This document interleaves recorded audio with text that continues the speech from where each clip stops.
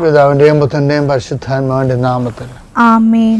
അമ്മേ പരിശുദ്ധമേ, അമ്മേ പരിശുദ്ധമേ, ദൈവമാതാവേ, കൃപാസനത്തിലൂടെ ഞങ്ങൾക്കും ഞങ്ങളുടെ ദേശത്തിനും അമ്മ മധ്യസ്ഥം തേടി തന്ന എല്ലാ അനുഗ്രഹങ്ങൾക്കും കൃപകൾക്കും ഞങ്ങളിപ്പോൾ ഹൃദയം നിറഞ്ഞ നന്ദി പറയുന്നു. അമ്മേ പരിശുദ്ധമേ, ദൈവമാതാവേ, 2004 ഡിസംബർ 7-ാം തീയതി ഉച്ചകഴിഞ്ഞ് 2:30 കൃപാസനത്തിൽ സംഭവിച്ച അമ്മയുടെ പ്രത്യക്ഷപ്പെടലിനെ കുറിച്ച് തിരുസഭയ്ക്ക് സമർപ്പിച്ചിരിക്കുന്ന പഠനരേഖകളുടെ മേൽ സഭാത്മകമായ പഠനം ആരംഭിക്കുവാൻ ഞങ്ങൾ പ്രാർത്ഥിക്കുന്നു.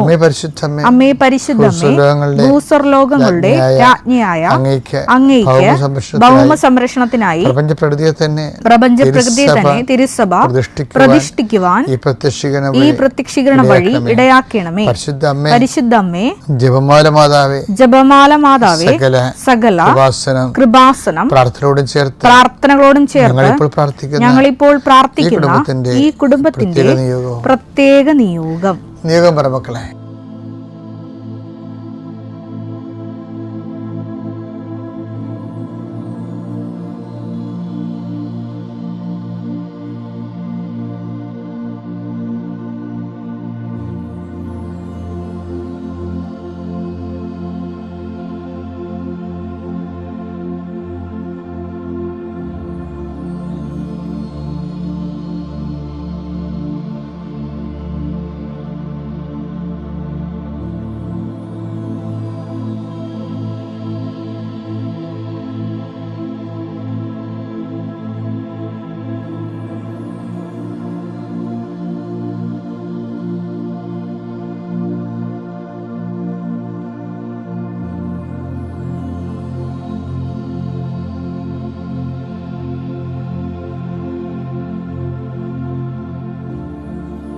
അമ്മയുടെ പ്രത്യക്ഷീകരണത്തിന്റെ ഈ അനുഗ്രഹവേളയിൽ ഞങ്ങൾക്ക് സാധിച്ചു തരുവാൻ കനിയണമേ.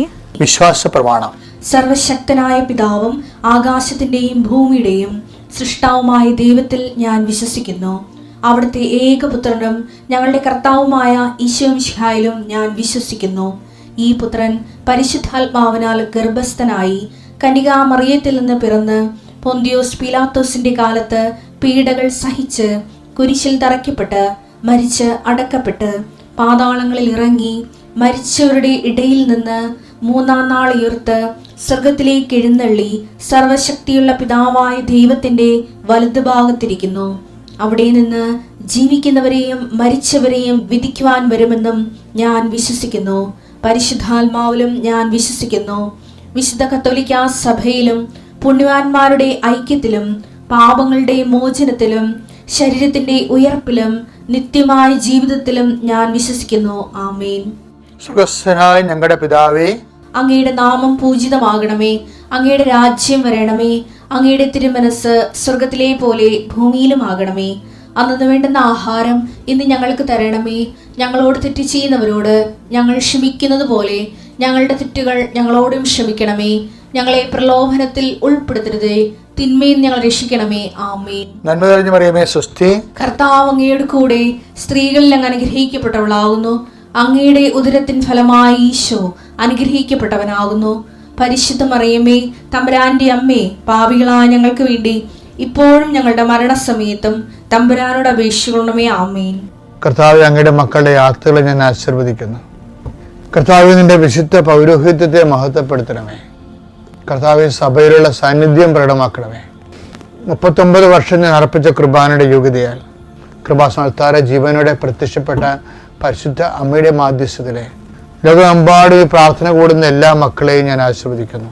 അതിൽ ഒറ്റപ്പെട്ട് താമസിക്കുന്നവരെ, ഏകസ്ഥരായി താമസിക്കുന്നവരെ, ഒരു അഭിപ്രായമോ ഒരു തീരുമാനം എടുക്കാൻ അഭിപ്രായം ഇല്ലാത്തവരെ, അഭിപ്രായം പറയാനില്ലാത്തവരെ, ഒരു തീരുമാനം എടുക്കാൻ പറ്റാതെ നീളുന്ന വിഷയങ്ങൾ അങ്ങയുടെ തിരുസേനയെ സംബന്ധിച്ച് പ്രാർത്ഥിക്കുന്നു. ഇന്ന് ഗവൺമെൻറ് ഓഫീസിൽ പോകുന്നവരെ സംബന്ധിച്ച് പ്രാർത്ഥിക്കുന്നു. ഇന്ന് വിദ്യാഭ്യാസ ഓഫീസുകളിൽ പോകുന്നവരെ സംബന്ധിച്ച് പ്രാർത്ഥിക്കുന്നു. കർത്താവ് അവരുടെ യാത്രകളെല്ലാം ശുഭമാക്കാൻ ഇടയാക്കണം പ്രാർത്ഥിക്കുന്നു. എൻ്റെ കർത്താവിൻ്റെ ഉന്നതമായ നാമത്തെ പ്രാർത്ഥിക്കുന്നു. അപ്പാ, സ്വർഗീയപ്പാ, അങ്ങിപ്പോൾ തന്നെ യേശുക്രിസ്തു നാമത്തിൽ അങ്ങ് കൈകൾ നീട്ടണമെന്ന് പ്രാർത്ഥിക്കുന്നു. എൻ്റെ നാമത്തിൽ പ്രാർത്ഥിക്കുന്നവർക്ക് ശാരീരിക ആവശ്യതകൾ, മനസ്സമാധാനം ഇല്ലാത്ത അവസ്ഥകൾ, സ്വസ്ഥത നഷ്ടപ്പെട്ടവരെ, ഹൃദയഭാരം പേറുന്നവരെ, ഉറക്കമില്ലാത്തവർ, പ്രഷർ രോഗികൾ, ഷുഗർ രോഗികൾ, മുട്ടുകൊഴിഞ്ഞു പോകുന്നവരെ, രോഗം മൂർച്ഛിക്കുന്നവരെ, എൻ്റെ കർത്താവിൻ്റെ വിശുദ്ധ രക്തം നിങ്ങളുടെ മേൽ മൂർധാവ് തളിക്കപ്പെടട്ടെ. ഉച്ചമുതൽ ഉള്ളങ്കാല് വരെ കർത്താവിൻ്റെ രക്തം പടരട്ടെ. എല്ലാ കോശങ്ങളിലും പേശികളിലും കർത്താവിൻ്റെ ശക്തി നിർഗമിക്കട്ടെ. യേശുവിൻ്റെ നാമത്തിൽ നിങ്ങൾ സൗഖ്യം പ്രാപിക്കട്ടെ. എൻ്റെ പ്രിയപ്പെട്ടവരെ, ദൈവവുമായിട്ട് ഒരു ആത്മവിശ്വാസത്തോടെയുള്ള വിശ്വാസ ജീവിതം, വിശ്വാസ ജീവിതത്തിന് തന്നെ പല ആൾക്കാർക്കും ആത്മവിശ്വാസമില്ല. ചിലർക്ക് ആത്മവിശ്വാസമുണ്ട്. കാര്യം ഈ ആത്മവിശ്വാസത്തിൽ നിന്നാണ് ആത്മധൈര്യം ഉണ്ടാകുന്നത്. മനസ്സിലായില്ലേ? ഇപ്പം അതിനുള്ള ഈ ആത്മവിശ്വാസം വർദ്ധിപ്പിക്കാനുള്ള ഒരു മാർഗം എന്താ? നമ്മുടെ ആസ്തി ഭദ്രത വർദ്ധിപ്പിക്കുന്നതാണ്. എന്താണ് ആസ്തി ഭദ്രത എന്ന് പറയണത്? നമ്മളെക്കുറിച്ചുള്ള ദൈവത്തിൻ്റെ അറിവാണ്. ഇപ്പം പഴയ നിയമത്തെ ലീഡറിൻ്റെയും പുതിയ നിയമത്തെ ലീഡറിൻ്റെയും ഒരു കോമൺ മൗലികമായ ഒരു കോമൺ ഫാക്ടറുണ്ട്. പഴയ നിയമത്തിലെ ലീഡർ ആരാണ്? മോസസ്. പുതിയ നിയമത്തിലെ ലീഡർ ആരാണ്? പത്രോസ്. പത്രോസിനോടും മോസസിനോടും തമ്മിലുള്ള ഇവർ തമ്മിലുള്ള കോമൺ ഫാക്ടർ എന്താ അറിയാമോ? ഇവർക്ക് കുറിച്ച് ദൈവത്തിന് നല്ല അറിവുണ്ട്. അതുതന്നെയാണ് മോസസിൻ്റെയും പത്രോസിൻ്റെയും ആത്മവിശ്വാസത്തിന് ആധാരം. ആ ആത്മവിശ്വാസമാണ് ഇവർക്ക് രണ്ടുപേർക്കും ആത്മധൈര്യം നൽകിയത്. ഇപ്പം ദൈവത്തിൻ്റെ സന്നിധി നമ്മളെക്കുറിച്ച് അറിവുണ്ടാകണം, നല്ല അറിവുണ്ടാകണം ദൈവത്തിന്. ഇപ്പം മോസസിനോട് ഇപ്പം കാര്യങ്ങൾ സാധിക്കുന്നില്ലേ? പല വിഷയങ്ങളും നമ്മൾ പറയുന്നത് ദൈവം നമ്മളെ സഹായിക്കുന്നത് എന്തിൻ്റെ അടിസ്ഥാനത്തിലാണ്? ഈ ദൈവത്തെ നമ്മളെക്കുറിച്ചുള്ള അറിവിൻ്റെ അടിസ്ഥാനത്തിലാണ്. ഒരു കാര്യം, ഒരു ഫാക്ടർ അതാണ്.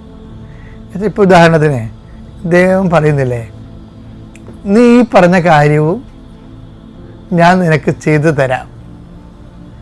കാരണം എന്താണ്? എനിക്ക് നിന്നെ അറിയാം. പുറപ്പാട് 33:17.